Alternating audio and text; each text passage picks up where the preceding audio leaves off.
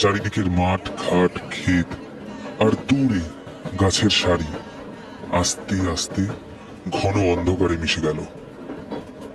সামনের ভদ্রলোকটি কম্পার্টমেন্টের আলো জ্বালিয়ে দিয়ে বসতে বসতে আমাকে বললেন, আরে কি মশাই, অত যাচ্ছে না? সেই হাওড়ায় নামবো। তা ঠিকই ধরেছি। শহরের লোক না হলে অমন ভাবে মনে কেউ না হা করে ট্রেনের জানলার বাইরে তাকিয়ে বসে থাকে না। হালকা হেসে বললাম, ঠিক শহর নয়, মফস্বল। হাওড়ায় নেমে একটা ট্রেন বা ট্যাক্সি ধরে বাড়ি যাবে। ও আচ্ছা আচ্ছা, তো তোমার বাড়ি কোথায়? হিন্দ মোটর, উত্তরপাড়ার পরের স্টেশন।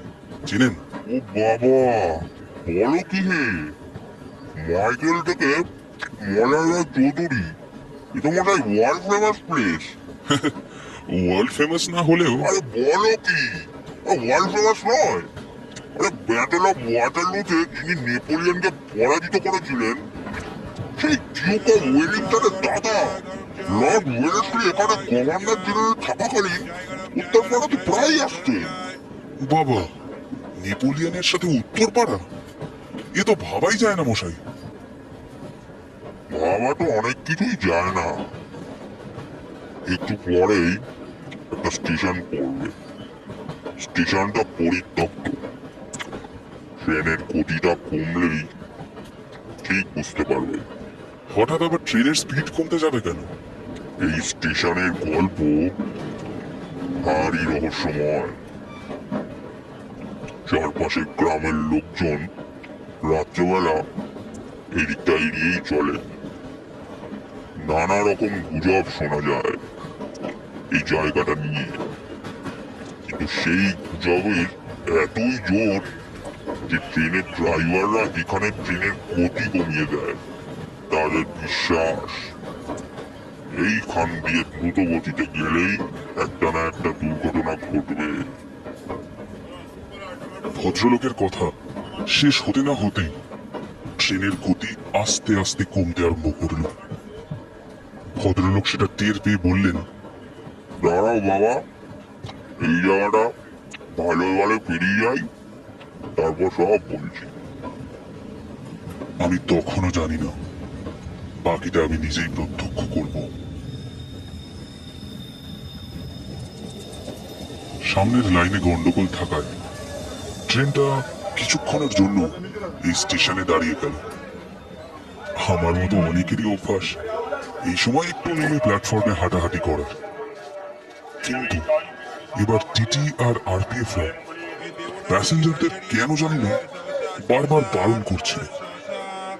তারা বলছিল ট্রেনটা খানিকক্ষণ পরেই ছেড়ে দেবে, কিন্তু তাদের মুখে কেমন যেন একটা অস্বস্তির ভাব ফুটে উঠছিল। প্রায় 10-15 মিনিটে ট্রেনটা না ছাড়ায় অনেকেই শেষে প্ল্যাটফর্মে নেমে পড়ে। আমিও নামার উদ্যোগ করছি দেখে উল্টো দিকের ভদ্রলোক ব্যস্ত হয়ে বললেন, আরে আরে, যাচ্ছ কোথায়? খবরদার কিন্তু এখানে নেবো না।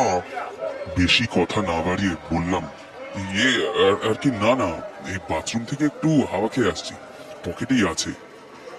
কিন্তু নেমে পড়লাম স্টেশনে। লোকজন নেমে দাঁড়িয়েছে, কেউ গল্প করছে, কেউ সিগারেট খাচ্ছে।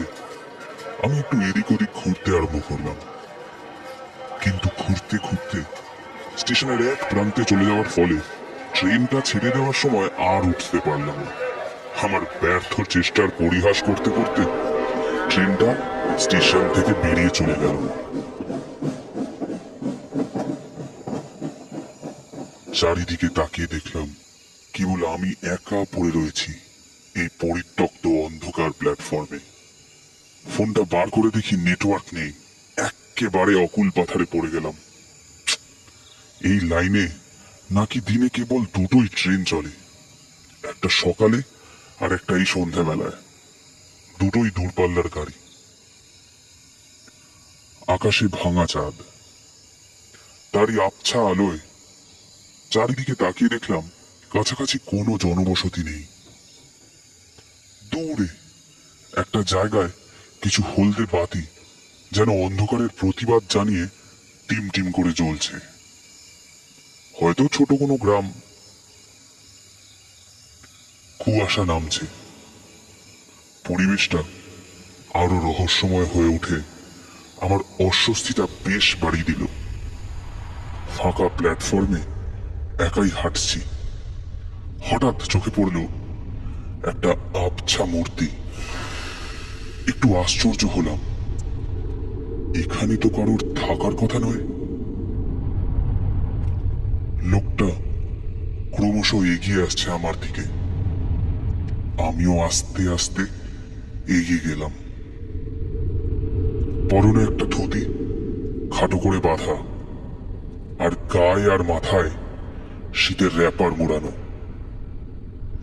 মুখের জায়গাটা এত অন্ধকার মনে হচ্ছে যেন র্যাপারের নিচে কিছু নেই।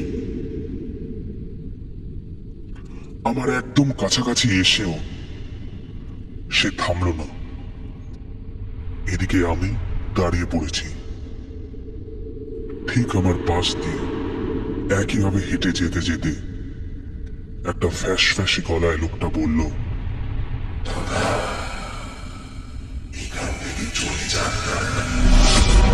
সঙ্গে সঙ্গে চমকে গিয়ে পিছনে মাথা ঘুরিয়ে দেখি জনমানবহীন ফাঁকা প্ল্যাটফর্ম। কিছু দূরে ঘন কুয়াশায় মিশে গেছে, কোথাও কেউ নেই। আমার সারা শরীর শিউরে উঠল। লোকটা গেল কোথায়? আদৌ লোকটা ছিল?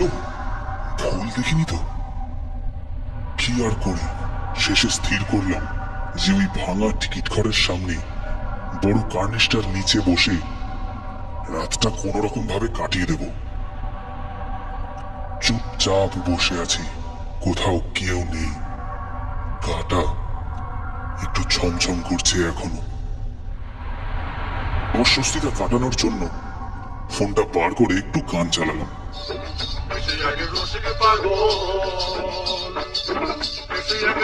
পাগল বাধা লেগুন তোদের মাঝে দেখছ তোরা এসে আগে রসিক পাগল এসে আগে রসিক পাগল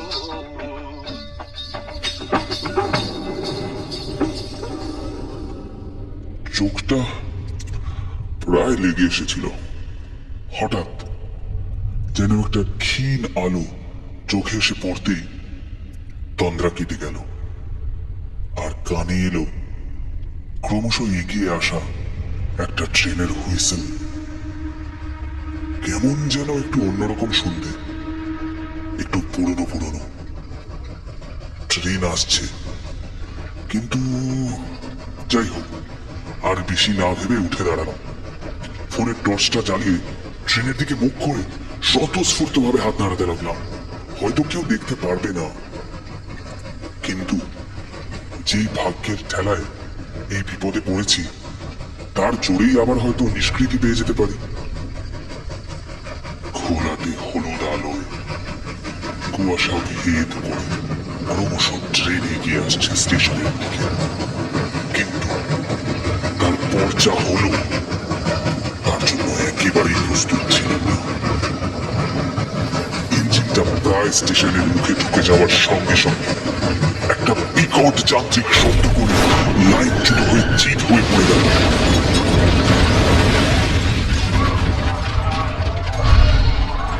একটা বিস্ফোরণ, তারপর কিছু বগি এর ঘাড়ে ও ওর ঘাড়ে উঠে পড়ে একটা বিশাল দানবের মতো পৃথিবী কাঁপিয়ে এগিয়ে এলো আমার দিকে।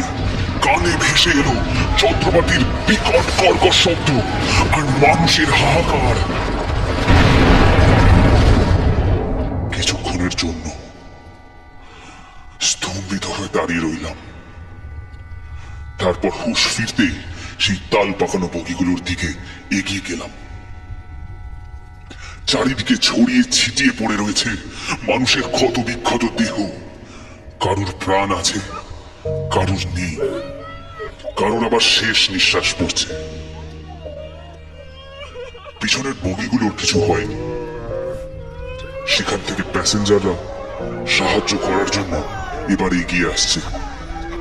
আমিও এগিয়ে গেলাম, হাতে হাতে তাদের সাহায্য করতে আরম্ভ করলাম। ইঞ্জিনের ধ্বংসস্তূপে আগুন জ্বলছে, প্যাসেঞ্জারদের আর্তচিৎকার আর কান্নার শব্দ যেন চারিদিক থেকে উঠে আকাশ ছুঁয়ে ফেলছে। কিন্তু আশ্চর্য, এত আওয়াজের সত্ত্বেও চারিদিকে গ্রাম থেকে কেউ বের হচ্ছে না কেন? এদিকে এখানকার লোকজনও উদ্ধার কার্য চালিয়ে যাওয়ার ফলে কেউ কোথাও খবর দেওয়ার উদ্যোগই নিচ্ছে না। কাছাকাছি গ্রামে খবর দেওয়াটা খুবই জরুরি মনে করে শেষে আমি বেরিয়ে গেলাম সেই হলুদ আলোগুলোর দিকে।